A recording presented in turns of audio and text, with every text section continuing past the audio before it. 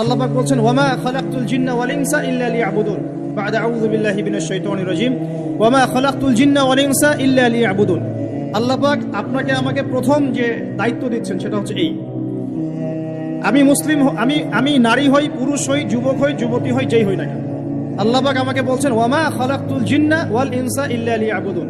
দেখো, আমি জিন আর মানব জাতিকে শুধুমাত্র আমার ইবাদত করার জন্যই দুনিয়ায় পাঠিয়েছি, আর কোনো কারণ নাই। এই যে আল্লাহ পাক আমাদেরকে 60 বছর 70 বছর হায়াত দিয়েছেন, একটা কারণ, অনলি একটা, ইল্লা লিয়াবুদুন, যাতে আমরা আল্লাহর ইবাদত করতে পারি। আবার বোঝেন, আল্লাহ পাক আমাদেরকে দুনিয়াতে শুধু তার ইবাদত করতেই পাঠিয়েছে। আল্লাহ পাক এখানে একটা পরীক্ষায় ফেল করেছি হতাশ হয়ে আত্মহত্যা করতে পারেন নাই। আল্লাহ পাক এখানে একটা মেয়ের পিছনে ঘুরে জীবন নষ্ট করতে পারেন নাই। আল্লাহ পাক এখানে আমাদেরকে ধর্ষণের সেঞ্চুরি করতে পারেন নাই। আল্লাহ পাক এখানে আমাদেরকে অন্যায়ভাবে অন্যের সম্পদ আত্মসাৎ করতে পারেন নাই। মাদকের যে ভয়াল থাবা চলছে, এর মধ্যে নেশায় বুধ হয়ে যাওয়ার জন্য আল্লাহ পাক আমাদেরকে পাঠান নাই। কি জন্য পাঠিয়েছে? পলিটিক্যাল মারামারি করতে আল্লাহ পাঠান নাই আমাদেরকে দুনিয়ায়। সোশ্যাল ক্ষমতার দ্বন্দ্বে লিপ্ত হওয়ার জন্য পাঠান নাই। মিলস, ইন্ডাস্ট্রিজ এন্ড ফ্যাক্টরিজের নেশায় বুধ হয়ে পরকাল ভুলে যাওয়ার জন্য আল্লাহ এখানে পাঠান নাই। আল্লাহ পাক একটা রিজনে পাঠিয়েছে, অনলি একটা। এবং এই দায়িত্বটা আল্লাহ পাক কিন্তু কড়াই গন্ডায় উসুল করে নেবেন আমাদের কাছে। ভাববেন না আল্লাহ পাক এই পুরো মহাবিশ্ব খেলার ছলে সৃষ্টি করেছেন, এমন নয়। আল্লাহ পাক বলছেন আমি এই মহাবিশ্বকে খেলার ছলে সৃষ্টি করি নাই। ওয়ামা খালাকতুল জিন্না ওয়াল ইনসা, বলেন, ইল্লা লিয়াবুদুন, আমি শুধুমাত্র এবং শুধুমাত্র আমার ইবাদত করার জন্য মানুষ আর জিনদেরকে সৃষ্টি করেছি। জিনকে আমরা দেখি না, আমাদের সাথে জিনরা আছেন। জিনের মধ্যে ভালো খারাপ আছে, ঠিক যেমন মানুষের মধ্যে ভালো খারাপ আছে। আর প্রত্যেকটা মানুষের সাথে একটা করে শয়তান জিন থাকে, যে মানুষকে খারাপ কাজে প্রলুব্ধ করে, যে নিজে খারাপ কাজ জোর করে করায় না, সে শুধু প্রলুব্ধ করে। সে বলে মাদকের মধ্যে শান্তি, ওয়াসওয়াসা দেয়, কাজটা বাস্তবায়ন করেন আপনি। সে বলে যে এটা তো ছেলে মেয়ের ফ্রেন্ড, বয়ফ্রেন্ড গার্লফ্রেন্ড কালচার, বন্ধুত্ব, এটা এমন কিছু নয়, জেনা করেন আপনি। সে বোঝায় যে টাকা পয়সা আর্ন করতে হবে, বউ বাচ্চাকে সিকিউর করতে হবে, সুদটা খান আপনি। সে বুঝায় যে তুই তো একসময় চলে যাবি, সন্তানদের জন্য কি রেখে গেলি, তখন ঘুষটা খান আপনি। সে বুঝায় যে অন্যের সম্পদ যদি আত্মসাৎও করি, শেষ বয়সে কাবা ঘরে গিয়ে হজ করে নিব, ব্যাস, দ্যাটস অল, আমার পুরো আমল নামা চকচকা হয়ে যাবে। এভাবে শয়তান ওয়াসওয়াসা দেয়, কিন্তু কাজটা করি আমরা। কোনো সময় কোনো সময় শয়তান দাড়ি টুপি পাগড়ি জুব্বাওয়ালা মানুষকেও নেক্সট স্রোতে ধোকা দেয়। কোন স্রোতে? এদেরকে বদ স্রোতে ধোকা দেয় না, নেক্সট স্রোতে ধোকা দেয়। সে একটা কাজকে কল্যাণ খায়ের মনে করেই এমন কিছু করে যেটা শয়তান তার সামনে ফুটিয়ে তোলে নেক হিসেবে, কিন্তু আসলে এর পিছনে একটা খারাপ উদ্দেশ্য ছিল। দাড়ি টুপিওয়ালা মানুষকে নেক্সট স্রোতে শয়তান ধোকা দিয়ে ফেলে। কোনো সময় ভিতরে অহংকার জন্ম দিয়ে দেয়, কোনো সময় ডিগ্রি সার্টিফিকেটের কামান্ড নিয়ে আসে, কোনো সময় নারী দিয়ে পথভ্রষ্ট করে ফেলে, আর কোনো সময় অর্থের প্রলোভন দিয়ে পথভ্রষ্ট করে। তো শয়তান কিন্তু কাউকে ছাড়ে না। আমি মূল জায়গায় আসি। প্রথম যে জিনিসটা এই বিশ্বটাকে ধ্বংস করছে, এটা হলো বস্তুবাদিতা, যেটা আমাদের এই সমাজের মধ্যে এখন রন্ধ্রে রন্ধ্রে ঢুকে গেছে। আমি বলছি বারবার, স্ট্যাটাস অর্জন করতে কোনো সমস্যা নেই, কিন্তু যদি এই স্ট্যাটাস আমাকে আমার পরকালীন গোল থেকে সরিয়ে দেয়, তখনই সমস্যা। কারণ মৌত কাউকে ছাড়বে না, কবরও কাউকে ছাড়বে না, কিয়ামতের মাঠও কাউকে ছাড়বে না। আর আল্লাহ পাকের সামনে আমাদের সবাইকে ইন্ডিভিজুয়ালি হিসেব দিতে হবে, একজন একজন করে। এমন নয় 10 জন আসবে, তারপর 10 জন, তারপর 10 জন। নো, আব্দুল্লাহ তুমি আসো, আব্দুর রহমান তুমি আসো, এই মুহাম্মদ তুমি আসো, এই দাউদ তুমি আসো, একজন করে। সো এই জিনিসটা যদি আমার মাথায় থাকে, তাহলে আমি কিন্তু বস্তুবাদী হতে পারবো না। আমি বলছি দুনিয়া আমার প্রয়োজন। আল্লাহ পাক কি বলেছেন? এই দুনিয়া হচ্ছে সিজনুল লিল মুমিন, নবীজি বলছেন, আর দুনিয়া সিজনুল লিল মুমিন, দুনিয়া মুমিনদের জন্য কারাগার। কারাগার মানে যেখানে আমি স্বতন্ত্র স্বাধীন নই। এখানে প্রশাসন অনেক ভাই বোন আছেন, তারা জানেন কারাগার কি জিনিস, আর যারা 2-1 বার যাওয়া আসা করেছে ওরা জানে কি জিনিস। এখানে আপনার কোনো ব্যক্তি স্বাধীনতা নাই। আপনি আপনার ইস্তেঞ্জা করবেন, শিশি যেতে পারবেন না, আপনি পারমিশন নিতে হবে, তারা নিয়ে যাবে, তারপরে যেতে পারবেন, তাও হ্যান্ডকাপ পরিয়ে। দুনিয়া সিজনুল লিল মুমিন, দুনিয়া মুমিনদের কারাগার। এখানে আপনি খেতে পারবেন না, খাবার আসবে তারপর খাবেন। ঘুমাতে পারবেন না, যখন ঘুমানোর আদেশ দিবে তখন ঘুমাতে পারবেন। তাও কতক্ষণ ঘুমাবেন তাও ফিক্স করা। মানে কারাগার মানে কি? যেখানে আপনার ব্যক্তির স্বাধীনতা চলে না, যেখানে আমি চলবো একটা সিস্টেমের আওতায়। এখন নবীজি বলছেন দুনিয়াটাই হচ্ছে কারাগার। আর এই দুনিয়ায় কেমন করে আমি প্রবৃত্তির দাসত্ব করতে পারি? কেমন করে আমি আল্লাহকে ভুলে নামাজ বাদ দিতে পারি? কেমন করে জাকাত সেই কবে ফরজ হয়েছে, মিল ইন্ডাস্ট্রিজ ফ্যাক্টরিজ করেছি, জাকাত দেই না। রমজান মাস যায় আসে, রোজাও রাখি না, তারাবি পড়তে পারি না। কোরআন আমার সামনে মানুষ তেলাওয়াত করে, কোরআন আমার ঘরে পড়ে আছে, শেলফের উপরে ধুলাও আছে, শেলফের উপরে কোরআন ধুলাওয়ালা, ধুলো মাখা। কোরআন পড়ার তৌফিক হয় না, নবীর হাদিসগুলো চর্চা করার তৌফিক হচ্ছে না, ইসলামিক বইপত্র পড়তে পারি না। এই কারাগারের জীবনে বসি আমি একটা মেয়ের পিছনে দৌড়াচ্ছি, মাদক খাচ্ছি, জেনা করছি, কোনো সময় ধর্ষণ করছি, কোনো সময় সুদ খাচ্ছি, ঘুষ খাচ্ছি, দুর্নীতি করছি। এই কারাগারের জীবনে বসি, যেখানে আমার কোনো ব্যক্তি স্বাধীনতা নাই। তাহলে কারাগারের জীবনের মেয়াদ যখন শেষ হবে, যখন তাকে এখান থেকে বের করে নিয়ে আসা হবে, অর্থাৎ মৃত্যু, তখন তার সাথে কিরকম রিমান্ডে আচরণ করা হবে এটা ভালো করে বুঝে নেন। নবীজি বলছেন আদ-দুনিয়া সিজনুল লিল মুমিন ওয়াল জান্নাতু লিল কাফির। কাফেরদের জন্য, মুশরিকদের জন্য এই দুনিয়াটা হচ্ছে জান্নাত। জান্নাত মানে কি? যা ইচ্ছা তাই করতে পারবেন। জান্নাত মানে কি? আপনি চাচ্ছেন আল্লাহ আমি এখন একটা খামর চাই, শরাব আপনার সামনে হাজির, চিন্তা করার সাথে সাথে। জান্নাত মানে কি? আল্লাহ আমি আপনাকে দেখতে চাই, আল্লাহকে আপনি দেখতে পারবেন। জান্নাত মানে কি? আপনি মধুর নহর, দুধের নহর, পানির নহর, শরাবের নহর, হুরে আইন চতুর্দিকে ঘোরাফেরা করছে। একজন নিম্নমানের জান্নাতি, মানে সবচেয়ে শেষের দিকে যারা জান্নাতে যাবে, তাদের সাথেই দুজন করে হুরে আইন, আহাল পরিবার তো আছেই, গেলমান পানপাত্র নিয়ে চারপাশে ঘোরাফেরা করে। জান্নাত মানে কি? যেখানে যা ইচ্ছা তাই করা যাবে, বলার কেউ নাই, বাধা দেওয়ার কেউ নাই, সেখানে কোনো মৃত্যু নাই, সেখানে কোনো অহেতুক কথাবার্তাও নাই, কোনো গাল গল্প নাই, কোনো মিথ্যা নাই, কষ্টের ক্লেশ মাত্র নাই। থুতু ফেলতে হবে না। জান্নাত মানে থুতু ফেলতে হবে না। জান্নাত মানে হাঁচি হবে না, নাক ঝাড়তে হবে না। জান্নাত মানে ইস্তেঞ্জা, পেশাব পায়খানা করার টেনশন নাই। মানুষ খাবার খাবে, একটা ঢেকুর তুলবে, ব্যাস খাবার হজম হয়ে গেছে। আর জান্নাতের সবচেয়ে বড় বিষয়টা কি? আল্লাহ পাককে আমরা এই চোখ দিয়ে দেখতে পারবো। আর তার সমকক্ষ একটা বিষয় হচ্ছে আল্লাহ পাক বলে দিবেন যে আমি তোমাদের সবার উপর সন্তুষ্ট হয়ে গেলাম, যাও কোনোদিন অসন্তুষ্ট হবে। ব্যাস, দ্যাটস অল। এখন আপনি যত কিছুই করেন এই বস্তুবাদী জীবনে, মনে একটা ভয় থেকে যাবে। আপনি বিশ্ব নেতা হয়েছেন, বড় শিল্পপতি হয়েছেন, পলিটিশিয়ান হয়েছেন, ইকোনমিস্ট হয়েছেন, মনে একটা ভয় থেকে যাবে যে মরতে আমাকে হবেই, আল্লাহ আমাকে ধরবেই, হিসেব আমাকে দেওয়া লাগবেই, কবরে আমাকে একাই যাওয়া লাগবেই, আমাকে কিয়ামতের মাঠে দাঁড়াতে হবে আল্লাহর সামনে। মনে একটা ভয় কাজ করে, যদিও বাইরে মানুষ দেখায় যে কোনো ভয় নাই। মানুষ বাইরে অভিনয় করে, মানুষ সমাজের মানুষের সাথে বাইরে একটা অভিনয় করে। কোনো ক্ষেত্রে আমরা নিজেরাই নিজেদের সাথে অভিনয় করি। কথা সাহিত্যিক হুমায়ুন আহমেদের নাম শুনেছেন? ইন্তেকাল করেছেন। একটা সময় ছিল আমরা স্কুলে পড়তাম, কলেজে পড়তাম, মাঝে মাঝে টুকটাক এ ধরনের কিতাব বইপত্র পড়া হয়েছে। হিমু, মিসির আলী এইসব পড়া হয়েছে। শরৎচন্দ্র, বঙ্কিমচন্দ্র, রবীন্দ্রনাথ, নজরুলের কবিতাগুলো, ইভেন শেক্সপিয়ার, অ্যাডাম স্মিথ সহ, যিনি অর্থনীতির জনক। যাই হোক, তিনি তার বইয়ের মধ্যে লিখেছিলেন যে এই পুরো দুনিয়াটা হচ্ছে অভিনয়ের মঞ্চ। কথা সাহিত্যিক তিনি বলছেন তার মতো করে এই পুরো দুনিয়াটাই অভিনয়ের মঞ্চ, আর আমরা সবাই নিজ নিজ জায়গায় অন্যের সাথে অভিনয় করছি। কোনো ক্ষেত্রে আমরা নিজেদের সাথে অভিনয় করছি। তিনি বলছিলেন আমরা সবাই অভিনেতা, আর সবচেয়ে বড় অভিনেতা হচ্ছে পলিটিশিয়ান, কারণ তাদেরকে অনেক বড় মঞ্চ অভিনয় করতে হয়। এটা আমার কথা না, হুমায়ুন আহমেদের কথা, পড়ে দেখেন তো। আল্লাহ পাক পাঠিয়েছেন তার ইবাদত করতে, আর এই বস্তুবাদী জগৎ আমাদেরকে ভুলিয়ে দিল কিভাবে? কয়েকটা প্রলোভন দিল। প্রথম প্রলোভন হচ্ছে টাকা, তারপরে জীবনে কি করব, প্রতিষ্ঠিত হওয়ার চিন্তা, তারপরে চাই আরো চাই, এই একটা আকীদা দর্শন, তারপরে পরে আমার স্ত্রী সন্তান আহাল পরিবারের কি হবে। আর আরেকটা দর্শন আছে, এটাকে বলে 4 ভাগ দর্শন। এবং দুঃখের সাথে বলতে হয়, আমাদের রবীন্দ্রনাথ ঠাকুর কিন্তু এই দর্শনের মানুষ ছিলেন। 4 ভাগ কিরকম?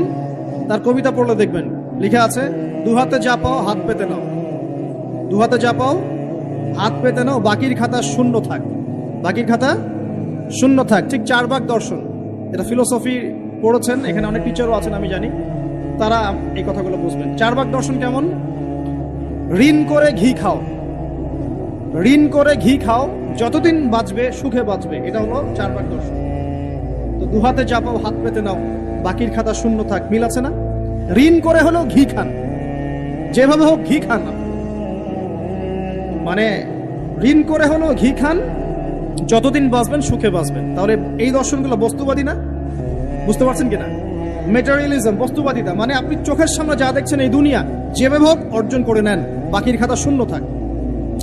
ইসলামিক কনসেপ্ট এর টোটাল ডিফারেন্ট কনসেপ্ট।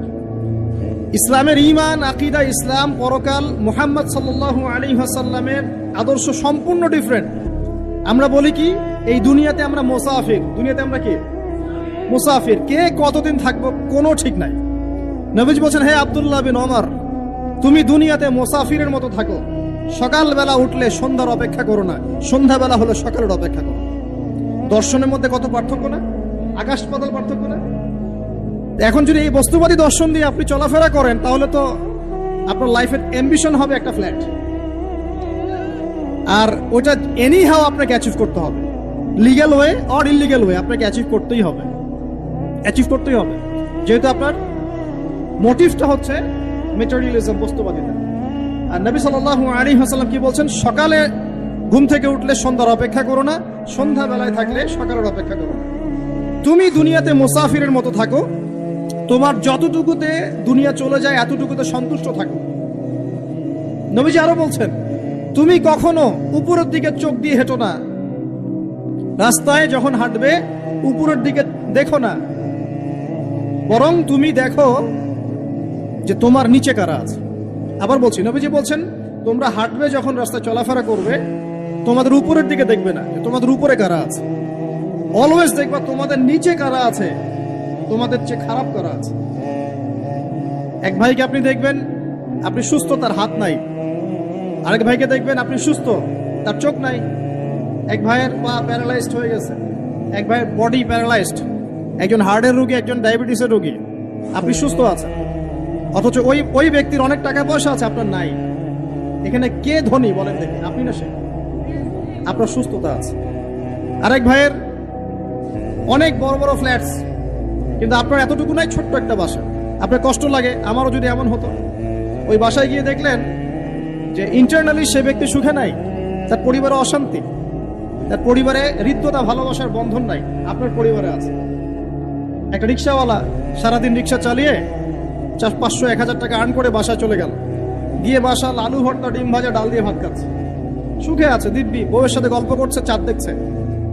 আর সেই তো কবে আপনি ওয়াইফ কিনে চাঁদ দেখেছেন ঠিক নাই। আপনি টাকা অর্জন করার নেশায় বছরের পর বছর স্ত্রী থেকে দূরে আছে, দেখারই সৌভাগ্য হয় না। আসলে সুখ কাকে বলে? সুখটা কি জিনিস? ঢাকাবাসীকে সুখ বোঝানো দরকার। সুখটা কি জিনিস? সুখটা হচ্ছে ইন্টারনাল পিস।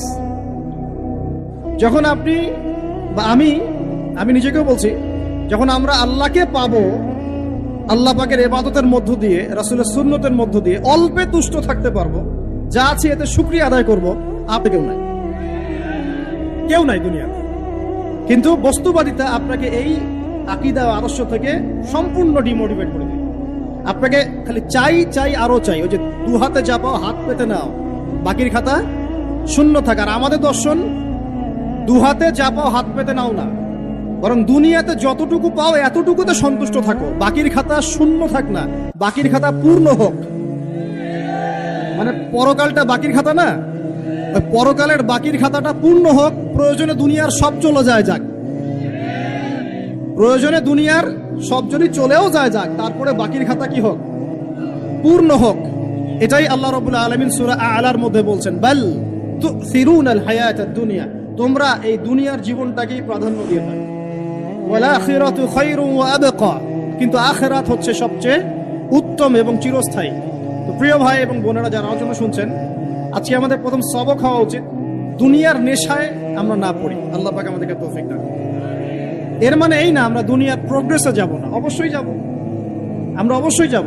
পুরো নেশন জাতিগতভাবেই আমাদেরকে এই ওয়ার্ল্ডের সমকক্ষ তো হতে হবে, হবে কি না? আমরা কি ওয়ার্ল্ডের সমকক্ষ হতে পেরেছি? আপনাদের কি মনে হয় যে মিলস, ইন্ডাস্ট্রিজ, ফ্যাক্টরিজ, সেতু, ফ্লাইওভার এইগুলো করলেই মনে হয় যে ওয়ার্ল্ডের সমকক্ষ হওয়া যায়? প্রত্যেক জনগণ ভিতর থেকে সুখী কিনা, তাদের অন্ন, বস্ত্র, চিকিৎসা, শিক্ষা, বাসস্থান, এই যে মৌলিক চাহিদা, বেকারত্ব ঘোচানো, 3 বেলা খেয়ে পরে বাঁচা, জীবনের অধিকার, সিকিউরিটি, এই জিনিসগুলো আমাদের নিশ্চিত হচ্ছে কিনা, এটা হচ্ছে আপনার উন্নতির মানদণ্ড। উন্নতির মানদণ্ড কি? আমরা এখন যেখানে আছি না, 1776 সালে অ্যাডাম স্মিথ তার চেয়ে আগের জায়গায় ছিলেন।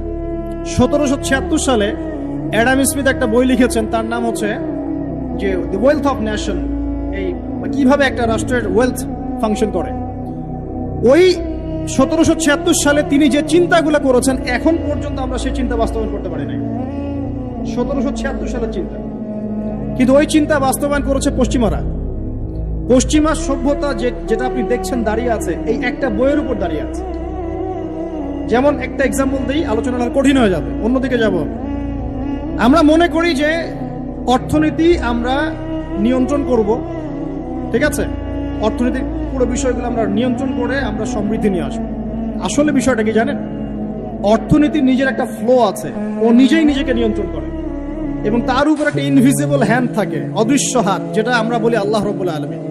আল্লাহ রাব্বুল আলামিন এই পুরো অর্থনীতিকে নিয়ন্ত্রণ করে। আমরা যখন সেটাকে ইন্টারফেয়ার করতে যাব, তখন ইকোনমি কলাপস করে যাব। এই যে করছে কলাপস। আরো ব্যাপার আছে, শুধু ব্যবসা, অর্থনীতি, এক্সপোর্ট ইম্পোর্ট, এগুলোকে তিনি জাতির মানদণ্ড বলতেন না।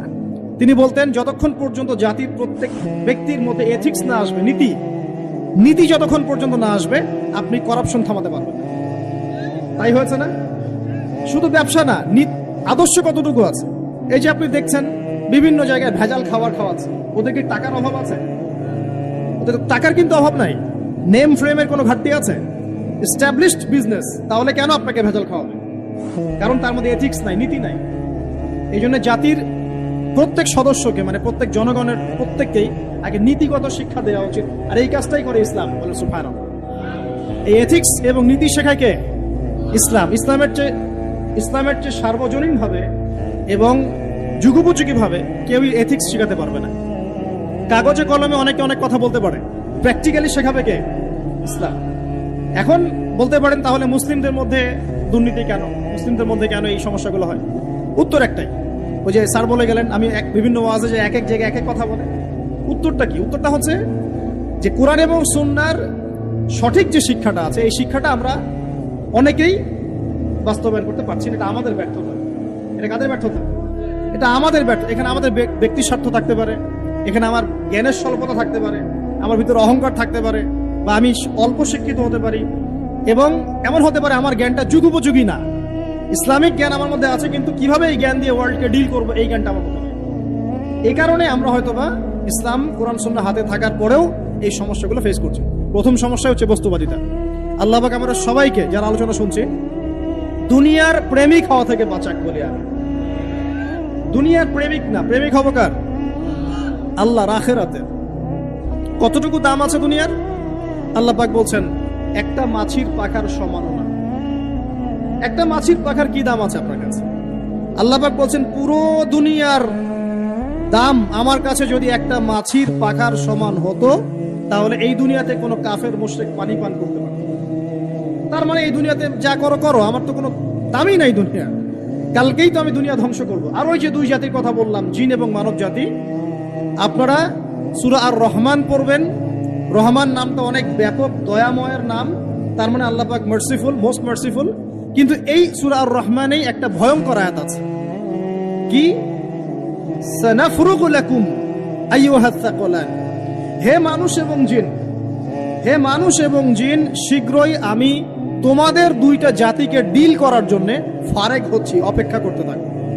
মানে আল্লাহ পাক কুল্লা ইয়াউমিন হুয়া ফি শাআন, মানে আল্লাহ পাক কি করেন, সব সময় তার কাজে ব্যস্ত আছেন। মহাবিশ্বের তো গ্রহ নক্ষত্র গ্যালাক্সির অভাব নাই, মাখলুকের কোনো অভাব নাই। আল্লাহ পাক প্রত্যেকটা মুহূর্তেই তার কাজে ব্যস্ত আছেন, তার কাজে শানে ব্যস্ত আছেন। কিন্তু এই ব্যস্ততা থেকে ফারেক হবেন কাদের জন্য? মানুষ আর জিনের জন্য। মানুষ আর জিনের জন্য আল্লাহ পাক বলেন সানাফরুগু লাকুম আইয়ুহাস সাকলান, দাঁড়াও, দুনিয়ার মধ্যে এই সব করে বেড়াচ্ছ, তোমাদের দুই জাতির জন্য আমি অচিরেই ফারেক হব ইনশাআল্লাহ। ওইটাই হলো কিয়ামতের দিন। যদি ওই দিনটা আমরা মাথায় রেখে চলি, ইনশাআল্লাহ আমরা কেউ বস্তুবাদী হব না ইনশাআল্লাহ। আল্লাহ পাক আমাদের সবাইকে দুনিয়া মুসাফিরের মতো থাকার তৌফিক দান করুন। আমরা উন্নতি করব, অবশ্যই অগ্রগতি করব, আমরা সবকিছুই করব, কিন্তু দুনিয়ার পূজায় ডুবে যাব না। এটা একটা বড় চ্যালেঞ্জ। মানে মধ্যমপন্থী থাকতে হবে, না একদম গোলালু মার্কা আর না চরমপন্থী, মাঝামাঝি থাকার চেষ্টা করতে হবে। আল্লাহ তৌফিক দান করুন। ঢাকাবাসীর জন্য এর চেয়ে বড় কোনো নসিহত হতে পারে না। ঢাকা থেকে, ঢাকার মতো যত মানে সিটিজ, মেগা সিটিজ আছে সারা ওয়ার্ল্ডে, তাদের জন্য এটাই প্রথম নসিহত, বস্তুবাদিতা ত্যাগ করতে হবে। বস্তুবাদিতা। আল্লাহ পাক আমাদের সবাইকে বাকির খাতা পূর্ণ করার তৌফিক দান করুন। এখন একটা লক্ষ্য পেলাম, কি জন্য দুনিয়া এসেছি? আল্লাহর ইবাদত করার জন্য। এখন অনেকে ভুল বুঝে প্রশ্ন করতে পারে, তাদের জ্ঞানের স্বল্পতা। আমি ওদেরকে দোষারোপ করব না, কারণ আমাদের শিক্ষার সমস্যা আছে। আমরা তো সবার মাঝে ইসলামিক সার্বজনীন শিক্ষা দিতে পারছি না। এই কারণে অনেকে প্রশ্ন করতে পারে, তাহলে কি সারা জীবন আল্লাহ বিল্লাহি করতে হবে? আমি কি সারা জীবন তাসবিহ তাহলিল জিকির আজকার নামাজি পড়ে বেড়াবো? তাহলে এটা হলো তার ভুল বুঝ। এই আয়াত সম্পর্কে ভুল ব্যাখ্যা। সঠিক ব্যাখ্যাটা কি? সঠিক ব্যাখ্যা হচ্ছে সূরা হাশরের 7 নম্বর আয়াত। কত নম্বর? সূরা হাশর 7 নম্বর আয়াত। আল্লাহ পাক বলেন, ওয়ামা আতাকুমুর রাসূলু ফাখুযুহু। রাসূলুল্লাহ সাল্লাল্লাহু আলাইহি ওয়াসাল্লাম তোমাদেরকে যা যা দিয়েছেন সব নিয়ে নাও। ওয়ামা নাহাকুম আনহু ফান্তাহু। রাসূল যা থেকে বিরত থাকতে বলেছেন সমস্ত বিষয় থেকে দূরে থাকো। এখন এই আয়াতটাকে সামনে রেখে কুরআন সুন্নাহকে যদি আমরা ঘাঁটি, আমরা দেখব রাসূলুল্লাহ সাল্লাল্লাহু আলাইহি ওয়াসাল্লাম পেশাব পায়খানা ইস্তিনজা করা থেকে শুরু করে রাষ্ট্র চালানো পর্যন্ত প্রতিটা কাজের হেদায়েত দিয়ে গেছেন। আলহামদুলিল্লাহ। এটা কেউ মানি বা না মানি, দিয়ে গেছেন, এটা বিশ্বাস করতে হবে। আমল করতে পারি বা না পারি, নবী দিয়ে গেছেন, বিশ্বাস করতে হবে। দলিল চাচ্ছেন, আপনি সহিহ বুখারী খুলেন, মুসলিম খুলেন, তিরমিজি, নাসাই, আবু দাউদ এগুলো খুলেন, দেখবেন আপনি ইস্তেঞ্জা করবেন কিভাবে, বসবেন কিভাবে, ঢোকার সময় কোন পা দিয়ে ঢুকবেন, বের হওয়ার সময় কোন পা দিয়ে বের হবেন, ইস্তেঞ্জা করার সময় কথা বলতে পারবেন কিনা, কতটুকু বলতে পারবেন, গোসল কেমন করে করবেন, ওযু কিভাবে করবেন, আপনি আগে কি পা থেকে শুরু করবেন নাকি হাত থেকে শুরু করবেন, কিভাবে নামাজ পড়বেন, আগে গিয়ে গিয়ে সেজদা করবেন নাকি ইকামত হবে, আজান হবে, আল্লাহু আকবার তাকবীর দিবেন, কিভাবে নামাজ শেষে বের হয়ে আপনি ব্যবসায় চলে যাবেন, কিভাবে আপনি ব্যবসা করবেন, কিভাবে চাকরি বাকরি করবেন, সমাজের মানুষের সাথে মেলামেশা করবেন, মানুষকে দিনের দাওয়াত দিবেন, ইভেন কিভাবে আপনাকে যদি আল্লাহ ক্ষমতা দেন আপনি কিভাবে সোসাইটি মেনটেন করবেন, সমাজ এবং রাষ্ট্র মেনটেন করবেন, প্রতিটা হেদায়েত খুঁটিনাটি কোরআন এবং সুন্নাহ দিয়েছে আমাদেরকে। এই বিশ্বাস আগে রাখতে হবে। এই বিশ্বাস না রাখলে কেউ মুসলিম হতে পারবে না। I am very sorry to say, এই বিশ্বাস না করলে কেউ মুসলিম হতে পারবে না। আগে বিশ্বাস, তারপরে কাজ করতে পারেন কিনা সেটা পরের ইস্যু। এবং আমি বলে দিচ্ছি, এই যুগে আপনি 100% পারবেন না। সিম্পল, এই যুগে আপনি 100% পারবেন না, এটা স্বাভাবিক। কারণ এই পুরো বিশ্বটা তো ইসলামাইজড না। পুরো বিশ্ব কি ইসলামাইজড? বরং পুরো বিশ্বটা কুফরের উপর আছে। কিসের উপর আছে? পুরো ওয়ার্ল্ডটাই কুফরের উপর আছে, পুরো ওয়ার্ল্ডটাই। একটা এক্সাম্পল আমি প্রমাণ করতে পারি, একটা এক্সাম্পল খালি। আল্লাহ পাক বলছে সূরা মুলক, রাতের বেলা পড়তে হয় না সূরা মুলক? রাতের বেলা সূরা মুলক পড়তে হয়, যে পড়বে তার কবরের আযাব হবে না ইনশাআল্লাহ। কবরের আযাব থেকে আল্লাহ পাক তাকে বাঁচাবেন ইনশাআল্লাহ। সূরা মুলক তেলাওয়াত করতে হবে রাতের বেলা। এই সূরার প্রথম আয়াতে আল্লাহ বলেছেন তাবারাকাল্লাযী, বরকতময় সেই আল্লাহ, বিয়াদিহিল মুলক, যার হাতে পুরো মহাবিশ্বের ক্ষমতা। কার ক্ষমতা? তাবারাকাল্লাযী বিয়াদিহিল মুলক, বরকতময় সেই আল্লাহ যার হাতে পুরো মহাবিশ্বের ক্ষমতা, সার্বভৌমত্ব। ক্ষমতার বাংলা কি বলতে পারি আমরা? এটাকে ইংরেজিতে আপনারা কি বলেন? আপনারা বলেন সভারেন্টি। কি বলেন? সভারেন্টি বিলংস টু আল্লাহ। এখানে সভারেন্টি বিলংস টু কে? আল্লাহ। কিন্তু এই পুরো বিশ্বের সার্বভৌমত্বের মালিক কি এখন আল্লাহর বাকি আছে? মানুষ নিজের হাতে নিয়ে নিয়েছে। কথা বুঝতে পারছেন না? পুরো বিশ্বে আল্লাহর সার্বভৌমত্ব চলে এখন, মানুষের সার্বভৌমত্ব চলে এখন। তো পুরো ওয়ার্ল্ডটাই কুফরের উপর আছে না? বিশ্বটাই কুফরের উপর। এখন বাদ দেন, এই ওয়ার্ল্ডে আপনি 100% ইসলাম ডিল করতে পারবেন না, সিম্পল। কিন্তু আগে বিশ্বাস করেন যে একদম টয়লেট থেকে শুরু করে আসমান পর্যন্ত সবকিছুই হেদায়েত কোথায় আছে, কোরআন শুনে আছে কি নাই? এখন মানতে পারি না, সেটা আলাদা ইস্যু। কেউ বিশ্বাস করেছে, মানতে পারে না, আল্লাহ তাকে মাফ করে দিবে ইনশাআল্লাহ। বিশ্বাস করেছি, মানতে পারিনি, আল্লাহ মানে বিশ্বাস করেছি, আমল করতে পারি নাই, হে আল্লাহ আমল করতে গিয়েছি, প্রতিবন্ধকতা পেয়েছি, সমাজ এমন ছিল না, বিশ্ব এমন ছিল না, আমি পারি নাই, আল্লাহ মাফ করে দাও। ইনশাআল্লাহ আল্লাহ মাফ করে দিবেন ইনশাআল্লাহ।